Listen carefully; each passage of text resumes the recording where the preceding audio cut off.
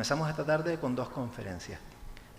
Tal y como afirmó en su día el investigador americano Blair Gunn en la revista Tourist Educators, a menos que haya lugares interesantes, divertidos y que valga la pena visitar, no hay necesidad de servicios de hospedaje y comida. Es decir, no se necesitan servicios turísticos. Es decir, se debe tomar en cuenta que el recurso turístico es el elemento básico para poder desarrollar una actividad de este tipo. Y además es el recurso que nos permite diferenciarnos de la competencia. Es alrededor de estos en donde se pueden construir servicios como hoteles, restaurantes, etc.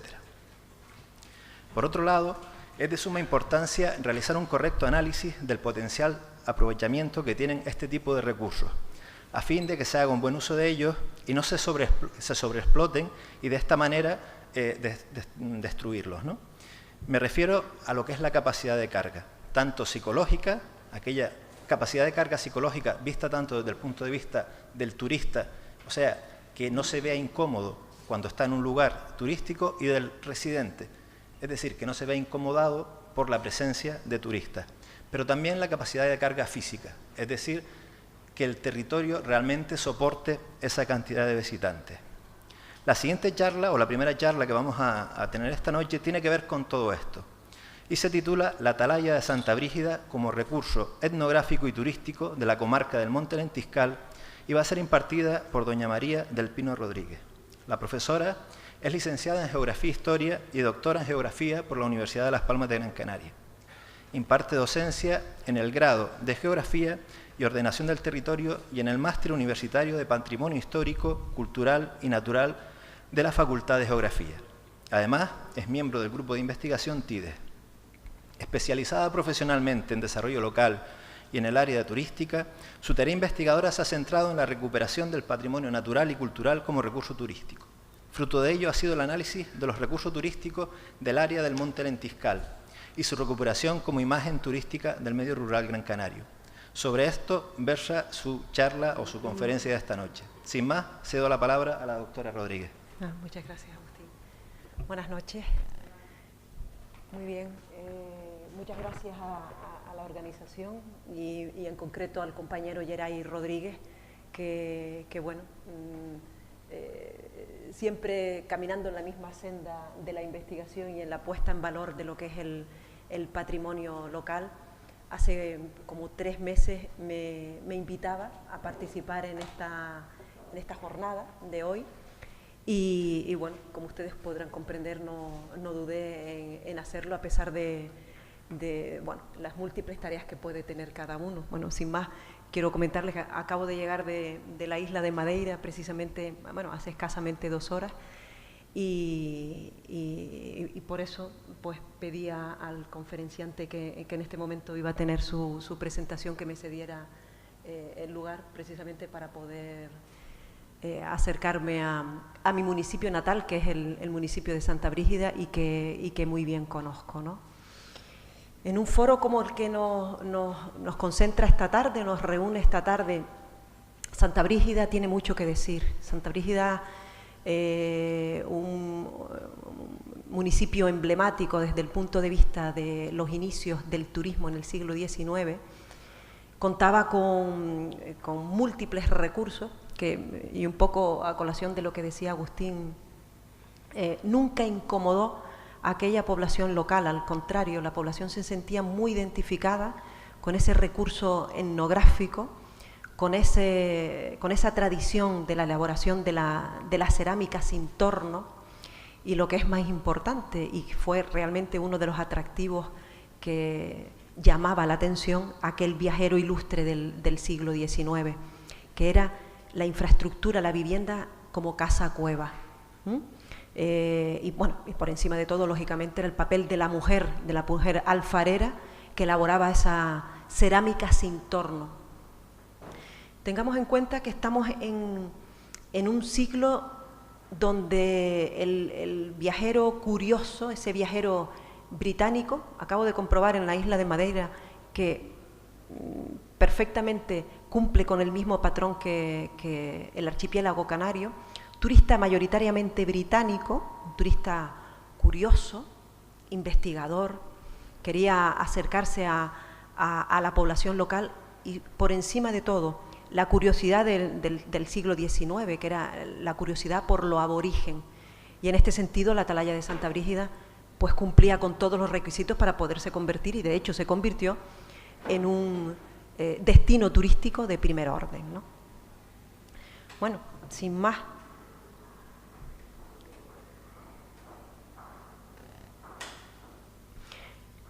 He repartido o he distribuido la exposición de esta tarde en 3 puntos, a mi juicio, poco para adentrarles en este escenario y que tengan conocimiento de cómo se movía la sociedad en aquel momento, una sociedad canaria con muchísimos recursos patrimoniales que eran atractivos para ese turista que, como bien les decía anteriormente, partía mayoritariamente de los puertos londinenses con destino a sus colonias, en este caso a Sudáfrica y la India. Y el puerto de La Luz y de Las Palmas se convirtió en un lugar de visita obligada.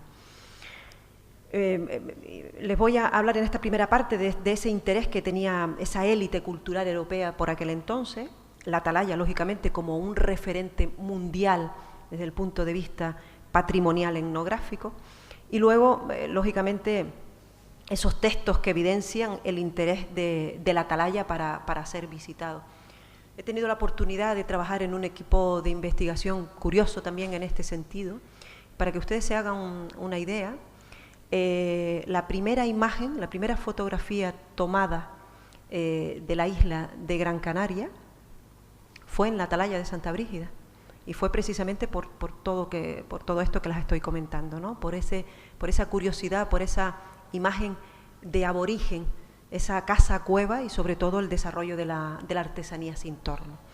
Y hay múltiples, nosotros hemos contabilizado alrededor de unos 55 textos diferentes que de alguna manera ponen en valor el recurso como tal, el recurso patrimonial como tal. Y vamos a hacer un repaso, ¿no? Vamos a hablar de esas citas y de esos autores, lógicamente.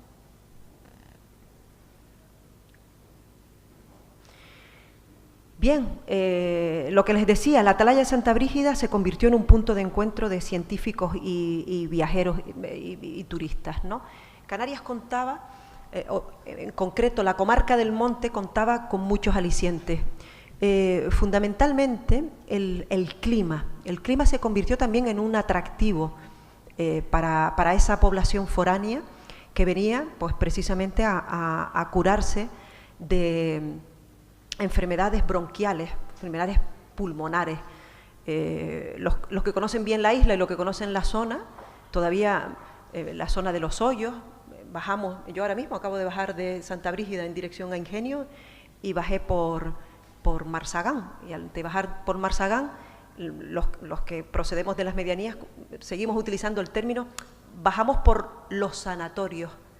El término sanatorio se convirtió, efectivamente, era un espacio donde se ubicaba aquellos hoteles emblemáticos para este turista británico que venía a curarse de esas enfermedades bronquiales.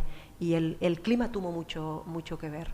Muchas fueron las referencias de médicos que venían en busca del análisis de esas características de nuestro alisio. Hoy no es el día fundamental para poder disfrutar de ese alisio, porque tenemos esa masa de aire cálido procedente del Sáhara, pero sí que el alisio cuenta con unas propiedades que eran óptimas para el desarrollo de actividades, que al fin y al cabo no era más sino el paseo y el respirar ese aire puro y limpio que luego, pues bueno, curaba a estos turistas. Y estas características, de alguna manera, ese papel que ejercía, pues atraía también a ese viajero que, además de conocer pues la flora, la fauna y nuestro territorio en general, pues venía a curarse, ¿no?, de estas enfermedades bronquiales. Al mismo tiempo, el hábitat troglodita y el primitivismo, ¿no?, de esas técnicas de elaboración de la cerámica. Este turista que partía de los puertos londinenses, cuando llegaba al puerto de La Luz, uno de los primeros lugares que visitaban, en busca de ese toque primitivo, pues era el Museo Canario. Ya René Bernot se encargó de aglutinar en un corto espacio, pues estas características, nuestras momias, esa momia que hoy podemos visitar y con una lectura detrás magnífica de lo que ha sido nuestra presencia, nuestro ser de aborigen, pues este turista visitaba. Pero claro, ahí veía una momia, y el siguiente punto, lógicamente, era llegar a la atalaya. Llegar a la atalaya significaba ver esa población quizás, bueno, no tan, vamos a decir, formal, que se podía encontrar en la ciudad, sino no estaba bien vestida, aunque posteriormente el tarayero descubrió que la llegada del turista significaba el obtener una propina. Y entonces sí que ponían sobre todo a los niños en la entrada de las casas cuevas para pedirle el famoso one penny, que era cuando decían ellos, la famosa excursión de la vuelta al mundo. Yo no sé si ustedes son conocedores, pero aquellos que nos empeñamos o estamos dentro de lo que es la planificación de recursos turísticos y queremos diseñar itinerarios con una metodología específica, la verdad que les invito a conocer lo que fue el diseño de la primera excursión organizada, que precisamente fueron por los británicos, y fue la excursión de la Vuelta al Mundo. Fíjense el nombre que le ponían, la Vuelta al Mundo. En un espacio de muy corto, o sea, de un corto recorrido, pues podían salir de un puerto emblemático, como era el puerto de La Luz, y pasar a ese espacio vinculado con ese primitivismo, con ese toque aborigen, y de ahí que le llamaran la excursión de la Vuelta al Mundo. Lógicamente, el paisaje vitivinícola, el campo de volcanes, el bosque lentiscal, pues eran otros añadidos que decían mucho de esa excursión, ¿no? Lógicamente, la cercanía al puerto de La Luz y de Las Palmas, que era un recinto de comerciantes británicos, y por encima de todo una experiencia que vengo diciéndolo desde el momento que pude o que iniciamos esta intervención, y era la búsqueda por ese mundo primitivo. Y la atalaya contaba con todos esos recursos, ¿no?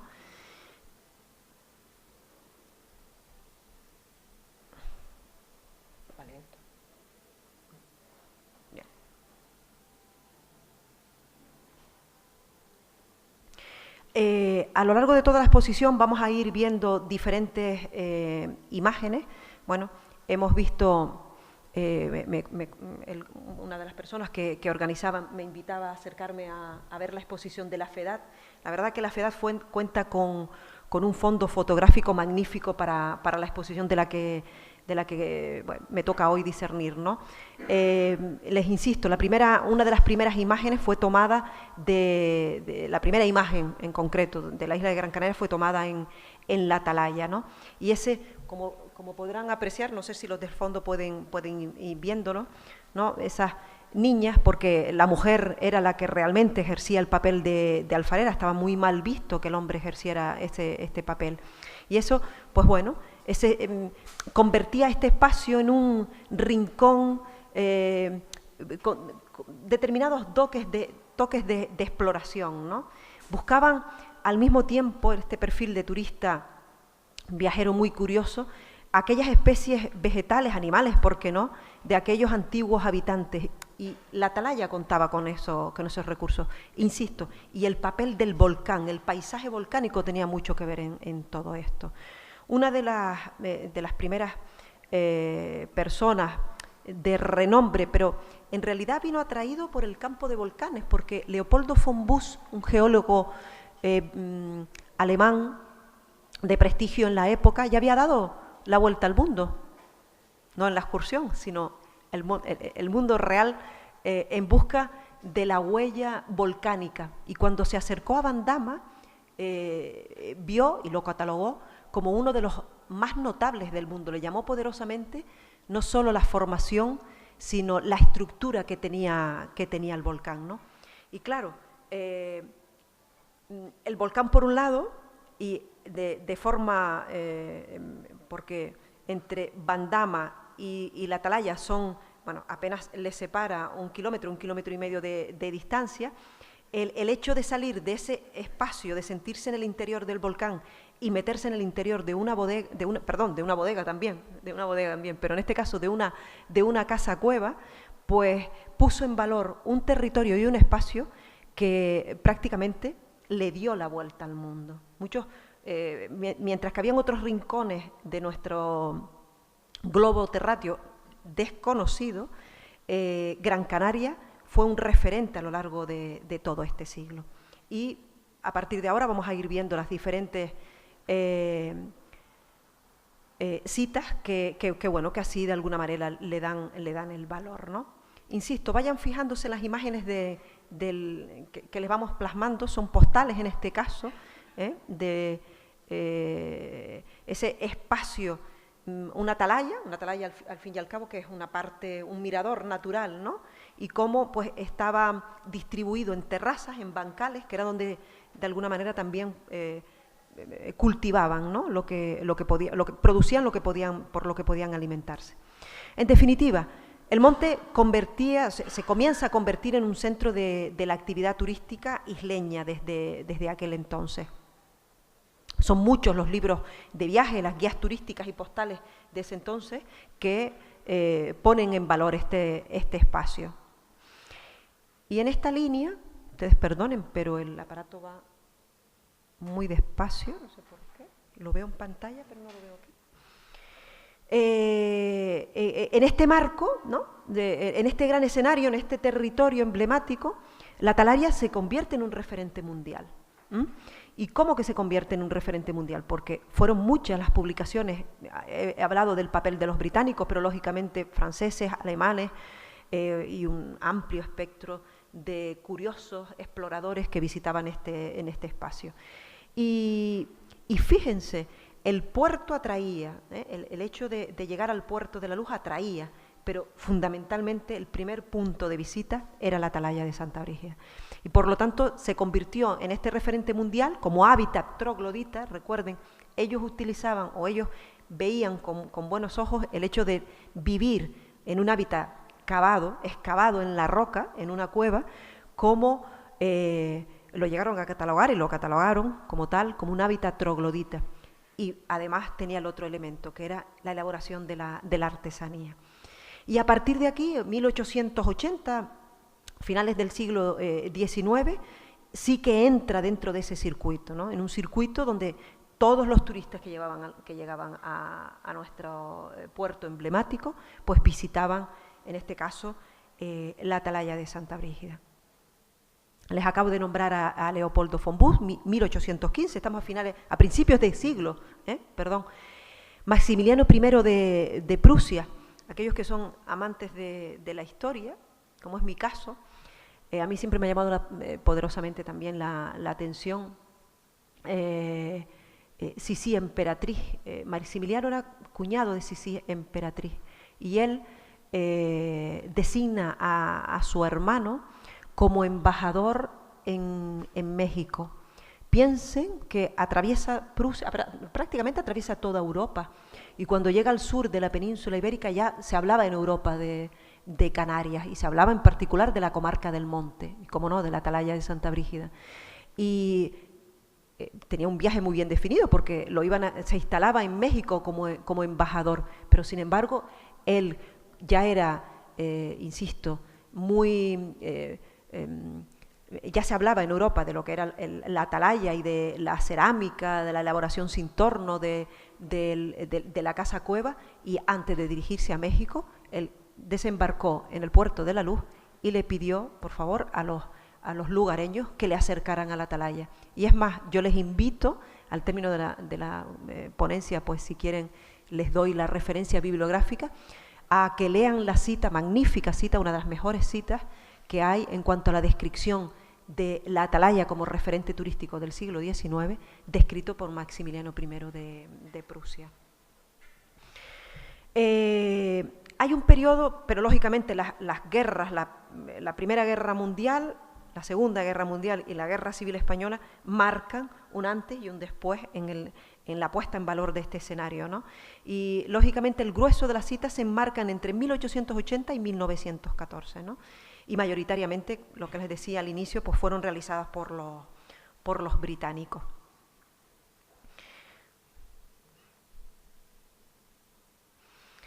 Lo que les decía, el periodo de entreguerras tiene mucho que decir en un antes y un después, porque lógicamente hay un declive tras la década de los 45-50, ¿no?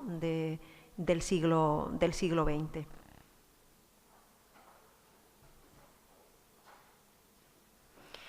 Bien. Le estoy hablando de citas, le estoy hablando de curiosos, de viajeros, de exploradores, pero ¿qué ponían en valor? En realidad, ¿qué elementos eran los que ponían en valor? Lo que les acabo de decir. Por encima de todo, el hábitat llamaba poderosamente la atención. El desarrollo que ejercían las mujeres alfareras, porque eran esposas, eran madres, eran las que producían.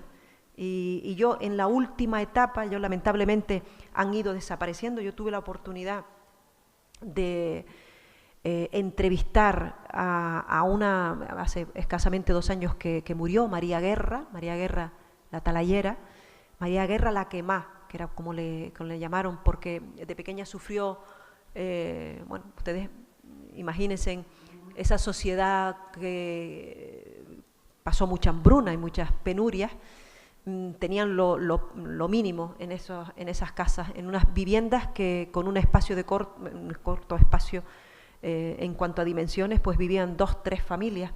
Y ella, en un descuido de su madre, una niña muy pequeña calentando agua caliente, pues se le vino encima y justo le dañó su cara y le marcó para toda su vida.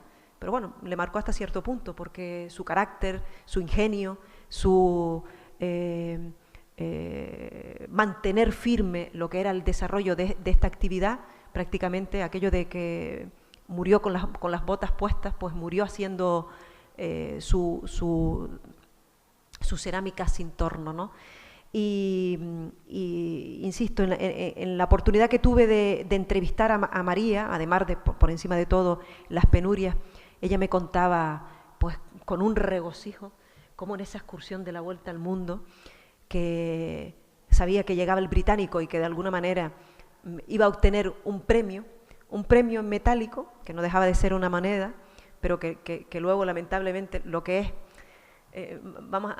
permítame en el término, ¿no? Lo que es la ignorancia de un niño pequeño, ¿no? Porque sabía que venía el británico que le daba una moneda, y ya de mayor, cuando tuve la oportunidad de entrevistarla, me decía, pero Maripino, tú no sabes que después yo iba con esa moneda a la tienda a ver si podía obtener algún alimento para poder comer, y llegaba y luego no podía intercambiarlo porque la moneda no era una moneda británica, lógicamente, ¿no? El tendero no conocía de monedas ni de cambio, ¿no?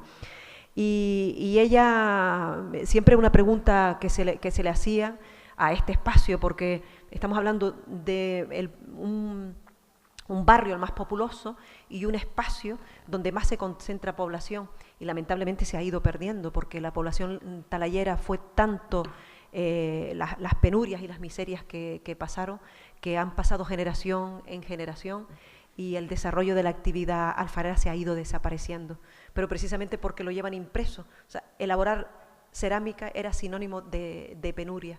Como digo, María, puedo hablar de 4, 5, 6, 10 alfareras, descendientes de alfareras, hijas, nietas y bisnietas, que he tenido la oportunidad de sentarme con ellas y hablar un poquito para rescatar esa memoria histórica, y todas culminan en lo mismo.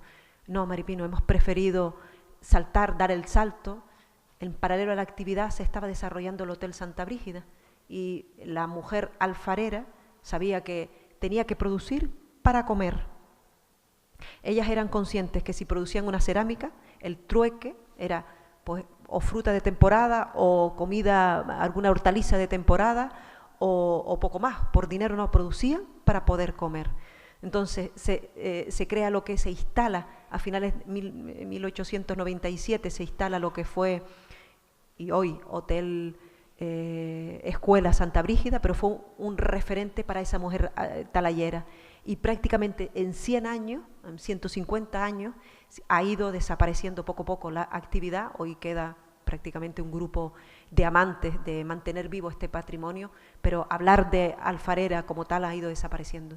Insisto, porque desarrollo de una actividad de la cerámica en este sentido era sinónimo de penuria, y ellos querían salir de este escenario.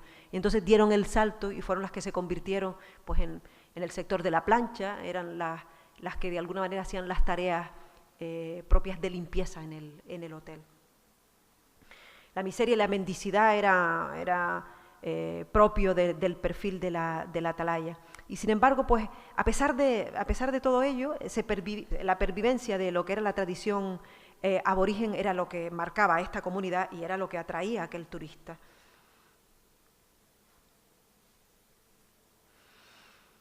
El hecho de la casa cueva como estructura de hábitat se describe en las diferentes citas de esos 50 y tantas, 54, 55 citas diferentes, y por encima de todo describían, fíjense que este turista cuando llegaba, y luego escribía, porque lógicamente ellos se convirtieron en los verdaderos notarios del tiempo, ellos fueron los que hicieron una radiografía real de lo que estaba sucediendo en este espacio.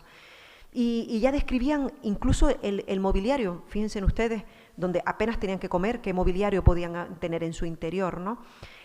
Hablaban del escaso ajuar, lógicamente tenían lo justo. Y fíjense, qué curioso, hablaban de la elevada altura de las camas. Claro, eran casas cuevas, el efecto humedad que existe en esa zona, la cueva no lo tiene, porque la cueva tiene un efecto termómetro, pero sin embargo eran viviendas abiertas y el animal pues que circulaba, y podía circular desde un animal doméstico, como podemos conocer un perro, un gato, o un ratón, o cualquier animal impropio para el hábitat. Y eso hizo también que el mobiliario pues tomara una altura, pero era para huir de cualquier pues animal que pudiera atacar al humano en este caso, ¿no? Y fíjense cómo el viajero de aquel entonces le llama poderosamente la atención y lo describe, ¿no? Lo describe. Madriguera humana, fíjense en este término, o ciudad subterránea. Piensen que la cueva dio múltiples términos para poder describirlo en ese entonces.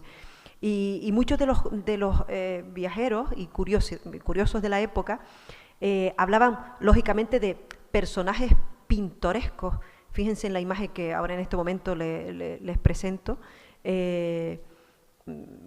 Prácticamente tenían una edad de vida, la esperanza de vida era mínima, mínima. Una señora hoy con 50 años podemos hablar de una persona joven, ¿no? Relativamente joven.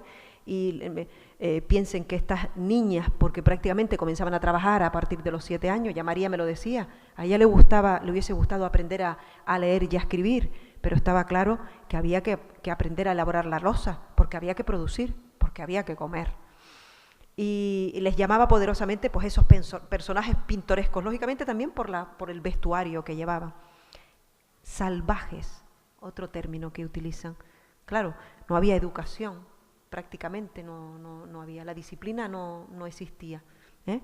Y bueno, el foráneo pues veía una conducta un tanto inquieta y le catalogó incluso de salvaje, fíjense ustedes, ¿no? Sucios, lógicamente, sí, desarrapados, pedigüeños, se convirtió en el turista era el que, como les decía antes, cuando no ladrones. Lo que estaba claro que el origen estaba mayoritariamente, en cuanto a las descripciones, estaba relacionado con lo guanche, aunque algunos, fíjense, claro, este viajero no es que partiera de Londres y se acercase aquí en primer término, no, ya había curioseado por muchos lugares del mundo, y incluso llegaron a comparar la población con gitanos y con bereberes. O sea, quieras o no, también históricamente pues tenemos mucho de ellos, ¿no? Ustedes disculpen, pero hoy el aparato parece que va... Robustas, gritonas, iban semidesnudas. Ya aquí les comienzo a hablar de determinados autores, magníficos autores que hicieron descripciones que, insisto, aquellos que estén interesados, pues les invito a que los puedan ojear, ¿no? Porque hacían una descripción exquisita de la población y del perfil de aquel entonces. Buenos salvajes, antes hablábamos de sucios, otros hablaban de limpios y bien vestidos. Claro, ya se los decía, el circuito, la excursión, llegaban al Puerto de la Luz, se dirigían por la carretera hacia la Higuera Canaria, subían en dirección a la Atalaya y piensen, claro, finales del siglo XIX, venían en carruaje la atalayera, escuchaban el sonido, y eso me lo han constatado, pues bueno, eso ha ido pasando de generación en generación, el sonido del caballo, ya lo escuchaban, y entonces ellas vestían a las niñas, barrían los paseos por donde iba a pasar el turista, para de alguna manera pues dar otra imagen de la que realmente había detrás, ¿no? Por eso muchos ya hablan también de limpios y bien vestidos, y amables y serviciales. Ellos, lógicamente, fueron adquiriendo una serie de actitudes a medida que iba pasando el tiempo. ¿Para qué? Pues porque sabían que como recompensa iba a tener esa moneda que, bueno, que nunca iban a poder luego contrastarla.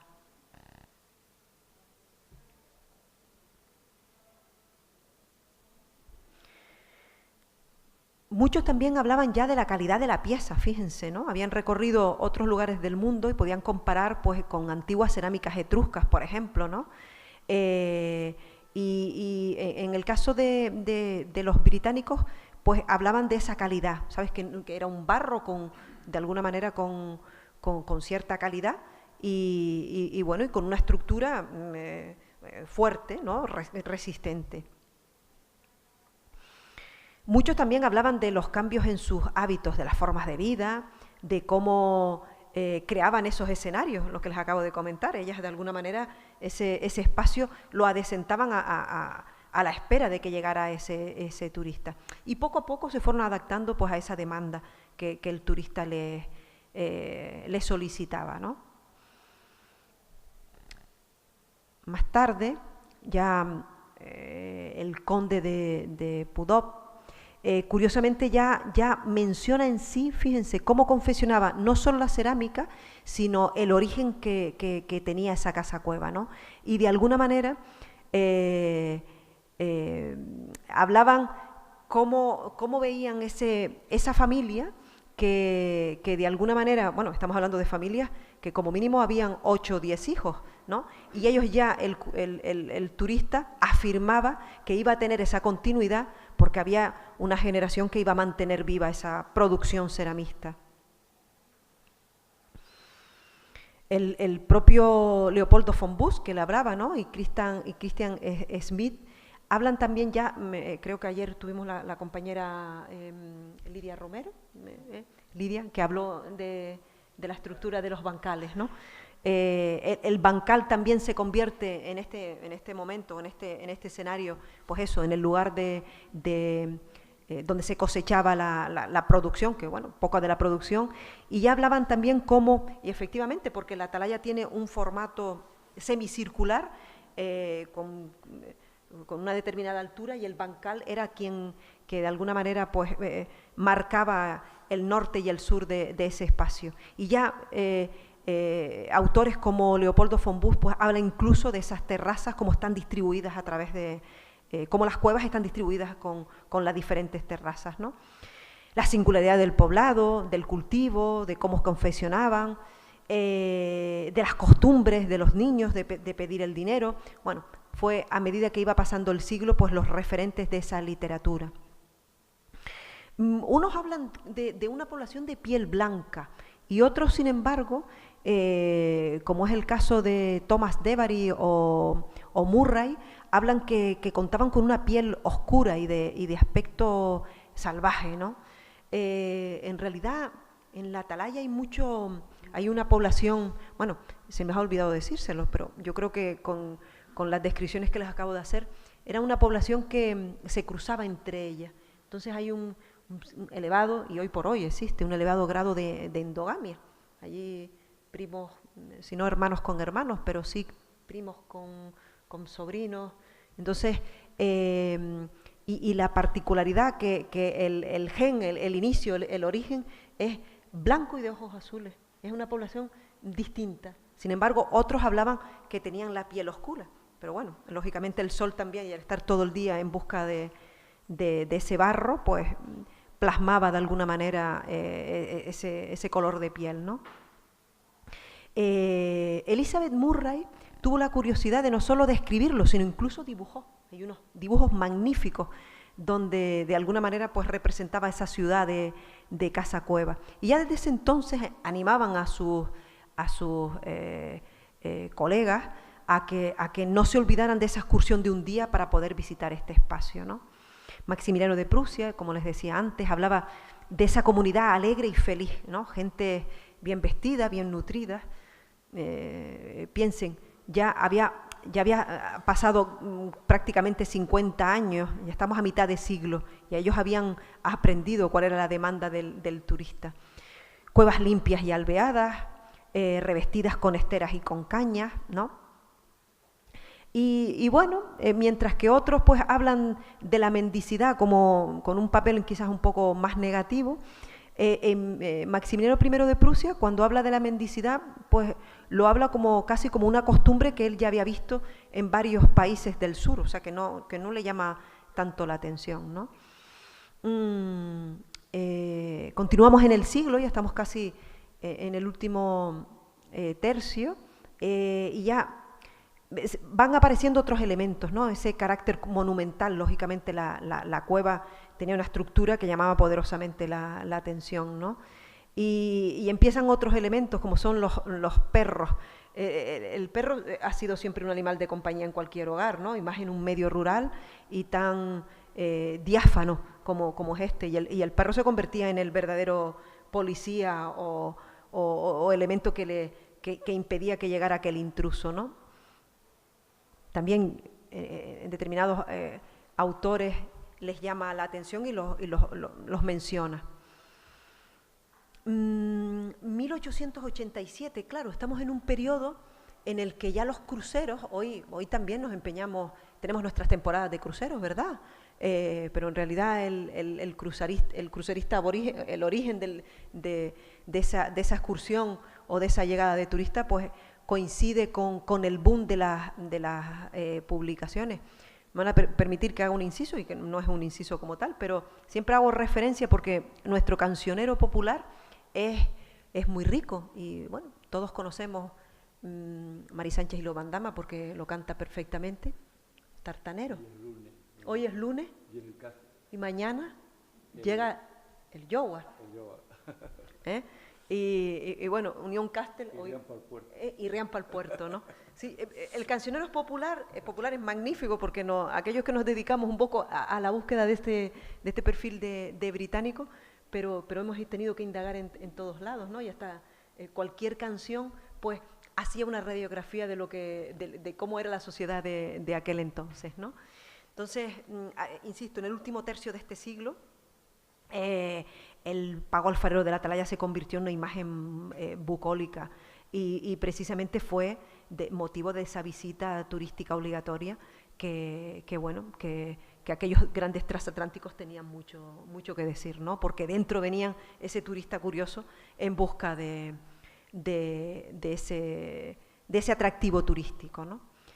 Les voy a pasar unas imágenes para que vean, este es el origen, este es el antiguo hotel Santa Brígida,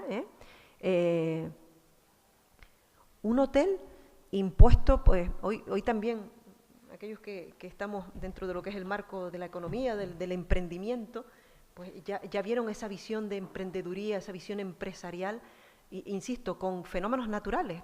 Estamos hablando de la excursión de la Vuelta al Mundo, que tenía el patrimonio y la casa cueva como un elemento atractivo, el clima como otro elemento para curar, y lógicamente comenzaron a instalarse los hoteles, ¿no? El Hotel Santa Brígida tuvo mucho que decir, pero tuvo mucho que decir en el desarrollo socioeconómico, no solo de la isla, sino del municipio, ¿no?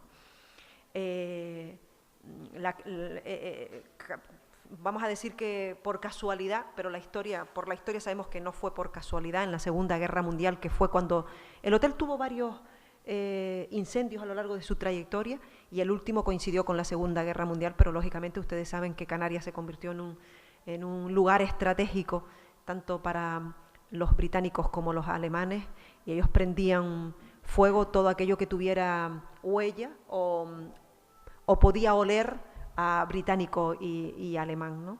Una imagen magnífica, una imagen que, bueno, me van a permitir que la comparta con ustedes. El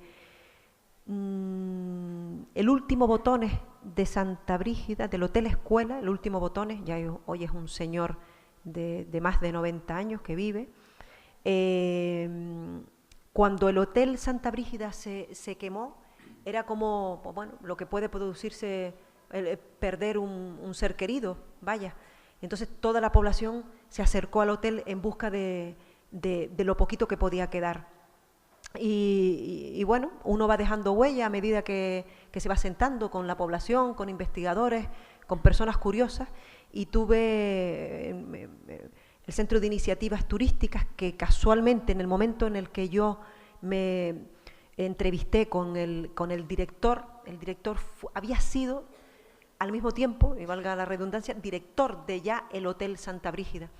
Y hablando con él le dije, bueno, que seguía yo en la búsqueda de ese perfil del británico, de la huella británica, cómo se había sentado en la comarca, y me dice, pues te voy a dar una sorpresa, Maripino, y estas son imágenes inéditas. Bueno, posteriormente escribimos el cronista oficial de Santa Brígida, Pedro Socorro, y yo, la historia del Hotel Santa Brígida, y pudimos publicarla. Pero piensen que en el momento en el que se incendia el hotel, los vecinos rescataron todo lo que pudieron. Y una de las cosas que rescataron, y eso era quizás un toque británico, el británico tenía en la entrada del hotel el libro de imágenes que luego su colega, cuando venía de Inglaterra, un ciudadano británico, pues él le mostraba todo lo que existía alrededor. Estas fueron imágenes que fueron fotografiadas por fotógrafos ingleses. Probablemente la población local desconocía de esta imagen, probablemente no, les digo que las desconocían porque la difusión que tuvo fue a lo largo de todo el continente europeo. Y en ese incendio lo rescató un vecino del lugar. Un vecino del lugar que lo tenía como, bueno, una joya. Y al saber que estábamos nosotros trabajando en esta línea, pues nos cedió un álbum de imágenes que cuando yo lo tenía en las manos, de verdad es que lo primero que dije fue que si lo podía escanear, porque me daba lástima poder palpar esa imagen de ese entonces, ¿no? Y yo les digo, yo no me canso de verlas porque, bueno, todavía esta es una de ellas, pero les paso la siguiente. La sequía de la heredad de aguas de Satautejo en la higuera, donde las lavanderas iban a lavar, ¿no? En esta imagen, el molino que generaba el agua por el espacio por la velocidad del agua, ¿no? Hidráulica. Y bueno, y un referente, como se convirtió en esta excursión de la Vuelta al Mundo, que fue el mirador del Pico de Bandama, ¿no? El queso de las medianías, el vino de la comarca, hasta no hace mucho tiempo denominación de origen Montelentiscal, el paisaje vitivinícola, el paisaje volcánico y la casa cueva, el hábitat y el desarrollo de la artesanía, pues se convirtió en los referentes emblemáticos para esa excursión de la Vuelta al Mundo. Y bueno, con ello acabo. Y siempre me gusta acabar, a aquellos que nos dedicamos un poquito a la investigación, siempre vamos en busca de frases emblemáticas. Y yo en este espacio, que insisto, les invito cualquier domingo, o no un domingo, cualquier día entre semana, porque a pesar de que siempre les he hablado del siglo XIX, les he hablado que ha desaparecido a lo largo del tiempo, pero esa huella sigue palpable en el territorio. Y siempre acabo con una frase que para mí, bueno, dice mucho, y se las leo textualmente, que dice: los itinerarios, cualquier espacio, cualquier recorrido, cualquier paseo que podemos hacer, son un trozo de camino, ¿es cierto? Es un trozo de espacio, de un territorio, pero si lo atravesamos con los ojos abiertos y con la mente despejada, es decir, conociendo quizás un poco de ese patrimonio inmerso dentro de esa población, pues parecerán un trozo de nuestras vidas. Y es verdad, en la comarca del Monte y en el paisaje troglodita de la Atalaya, todavía huele a cerámica, todavía huele a cueva, a pesar de que se han ido adaptando a las circunstancias, a especificidades de la población actual, pero les digo, forma parte de una historia que dice mucho de las medianías de Gran Canaria y de la isla de Gran Canaria en general. Y bueno, sin más, pues si quieren, no sé si... Sí, lo primero, bueno, muchas gracias. Muchas gracias a ustedes. Profesora Rodríguez, por su excelente intervención. Si quiere, ahora hacemos una pequeña ronda de alguna pregunta. ¿Se anima alguien? Si no se anima nadie, pues me animo yo. Claro, Agustín. Vale, a mí me gustaría saber, porque en los últimos años hay un debate en la comunidad, tanto académica como profesional, sobre el tema del turismo, ¿no? Y es si realmente el turismo deja recursos en los territorios o realmente esos recursos son expatriados, ¿vale? O sea, muchas veces el territorio pone las infraestructuras, el recurso en sí, pero al final solamente hay mano de obra barata y ya digo, todo el dinero acaba en la matriz de la multinacional en otro sitio. Entonces, a mí me gustaría saber si hay alguna forma que estos mini centros turísticos o mini recursos turísticos, cómo poder hacer para que, estando por ejemplo en la Atalaya de Santa Brígida, cómo hacer que, sí, tienes el visitante, de alguna forma evidentemente degrada el entorno, porque todas las visitas que suben a Bandama evidentemente degradan el entorno, la gente que pasa por ahí dificulta el tráfico, un poco causa incomodidades a la población local. Si piensas que hay alguna forma en que ese recurso genere beneficios para la población los local, sí, y no para el resto de... Pues existe esa solución. Existe esa solución y es viable. Estamos en un proceso de laboratorio, pero hemos creado un clúster empresarial. El hotel, el eje parte del Hotel Santa Brígida, Restaurante Ventaiga, Hotel Campo de Golf, Hotel Mondalón, Bodega Bandama y bueno, las pequeñas y medianas empresas del lugar. Por iniciativa de los propios empresarios, visto que el monte fue destino turístico de primer orden hasta bien entrado los años 60, bueno, justo hasta que se desarrolló el producto Sol y Playa y Más Palomas Costa Canaria, cuando ya el turismo de interior o el turismo en el medio rural ya dejó de tener ese atractivo. Sin embargo, ya era un poco como concluir, esa huella ha quedado palpable en la población y hay un pequeño colectivo de empresarios que, insisto, o sea, estamos creando ese entramado empresarial a través de un clúster empresarial, al fin y al cabo es un agrupamiento de empresas, y lo que pretende es que se genere a través, bueno, tiene un nombre ese clúster, fíjense. Me he cansado de hablar de británicos.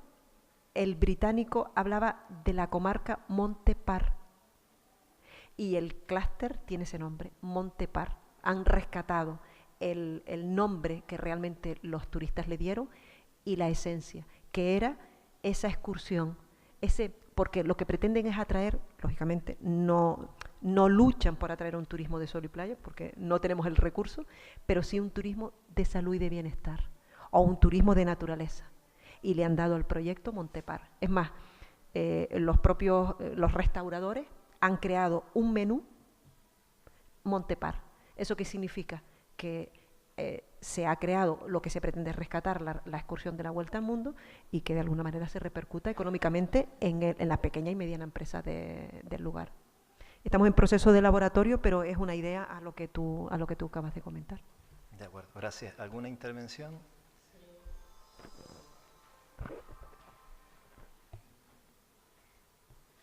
Antes nombró que bajó por Marsaga. Sí. Es una zona que todo conocemos bien prácticamente. Toda esa parte la conozco muy bien. Está el Sabinar, que antiguamente era, como usted dijo, para curar enfermedades pulmonares. Hoy es más bien casi como una residencia de reposo. Hay muchas personas mayores que se retiran y... Centro de día, se ha convertido en un centro. Están allí. Luego está el otro que está más arriba, que en la antigüedad era para cuidar leprosos. Sí, claro. Después fue psiquiátrico. Sí. Y hoy es también diferente, ¿verdad? Ajá, sí, sí. También salió una imagen por ahí y se me pareció al horno de Panchito. Claro, es el horno de Panchito. Sí. Bueno, aquí, Panchito, si me permite, no, usted culmine, después yo le contesto, sí. Aquí en Ingenio, hace unos cuantos años, vinieron dos maestros, puedo decir maestros, porque vinieron a enseñar la cerámica de la atalaya, y yo tuve la suerte de hacer un par de cursos. Me alegro. Y fui y conocí a Panchito. ¿Usted conoció a Panchito en persona? Lo conocí, qué sí. Bien. Era viejito ya, pero lo conocí en su cueva y conocí su entorno alrededor. Le compré algunas cositas que todavía las conservo. Usted está hablando de Panchito y fíjese que yo siempre he hablado viejito. y siempre he hablado de la mujer porque está muy mal visto que el hombre trabajase. No, yo estoy hablando de porque ya la mujer me parece que no existía cuando yo lo conocía, porque él estaba solito en una cueva. Claro, sí, no, él no tenía mujer. Sí, Él es la excepción en la atalaya. Sí. La excepción. La excepción. Sí, pero fueron, no, que no quiero alargarme. No, tampoco, está muy bien. Pero que es una zona que yo conocí por mediación de estos dos profes, señores que vinieron, que estuvieron unos cuantos cursos dando en Ingenio de cerámica. Y me pareció, a él le pareció muy interesante que conociéramos nosotros algo de algunas cuevas que todavía que ya no estaban tan arregladas como porque las personas las han ido renovando, pero me hizo mucha ilusión llegar y conocer todo lo que es el entorno de la cerámica. Pues me alegro. Me ha parecido muy interesante. Muchas gracias. Sí, uno de los... la atalaya cuenta con dos hornos, son un horno comunal que es del siglo XIX, finales del siglo XIX, comienzos del XX, y luego, pues bueno, cada municipio tiene su patrimonio local y a través de la institución del ayuntamiento pues se generó lo que es se rehabilitó junto con el Cabildo la Casa de María Guerra, el Alfar de Panchito, y luego se creó un edificio que es el Centro Losero. Es un centro de interpretación, tiene una segunda planta donde de alguna manera se hace el recorrido que acabamos de hacer con otra visión, pero más o menos lo que yo acabo de hablar esta tarde, y luego la parte baja que se ha convertido en taller, y sí, hay un grupo de alfareros jóvenes, han creado una asociación, ALUD, se llama la asociación, que probablemente sean esos chicos de los que usted habla. Ellos son mayores. Eran más jóvenes cuando vinieron, pero ya yo, porque esto hace unos cuantos años, ahora cuando los veo, ya yo los veo, pueden ser mis hijos, pero los veo muy mayores y yo creo que ya la cosa se ha ido renovando y son los jóvenes los que van... Bueno, lamentablemente jóvenes y no del lugar, viene mucha gente de fuera.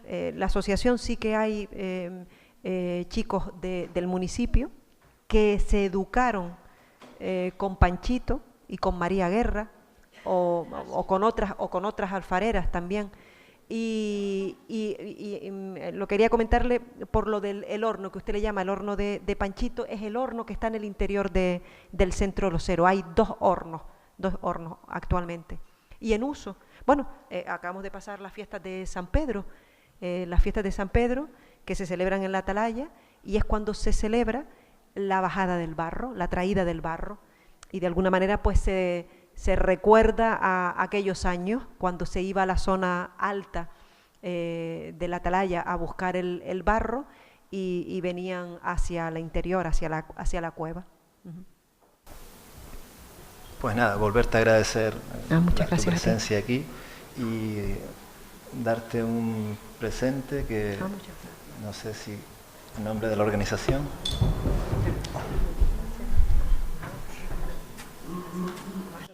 Sí.